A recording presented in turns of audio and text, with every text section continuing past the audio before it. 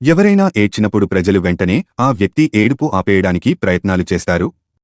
ముఖ్యంగా చిన్నపిల్లలు ఏడుస్తుంటే మనుషుల గుండె తరుక్కుపోతుంది. అయితే పెద్దయ్యాక ఏడిస్తే బలహీనులని, ప్రతి పరిస్థితిని ధైర్యంగా ఎదుర్కోవాలని చెబుతుంటారు. ముఖ్యంగా బాలికలు ఏడిస్తే వారిని బలహీనులుగా పరిగణిస్తారు.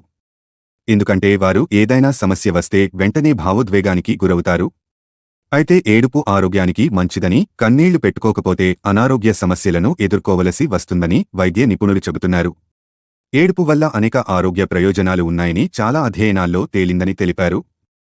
బహిరంగంగా కన్నీళ్లు పెట్టడం ద్వారా మానసికంగా దృఢంగా ఉంటారని వైద్య నిపుణులు చెబుతున్నారు. మరి ఏడుపు ఏ విధంగా ఆరోగ్యానికి మంచిదో ఇప్పుడు తెలుసుకుందాం.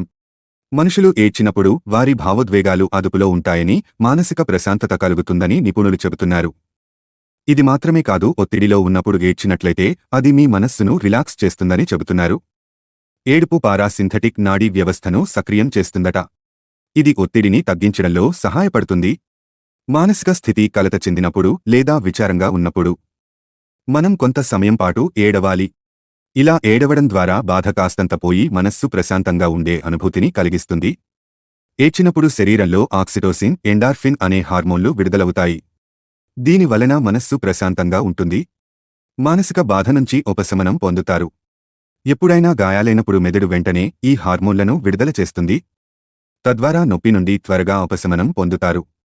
కన్నీళ్లు కారడం వల్ల కళ్ళు సహజంగా శుభ్రమవుతాయి. కళ్లలో పడిన దుమ్ముతో పెరిగే బ్యాక్టీరియా కూడా తొలగిపోతుంది. వాస్తవానికి కన్నీళ్లలో లైసోజైమ్ అనే ద్రవం ఉంటుంది.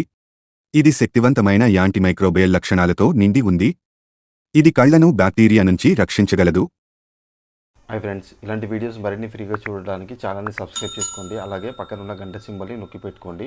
ఏదైనా వీడియో అప్లోడ్ చేయగానే మీకు నోటిఫికేషన్ అనేది వస్తుంది.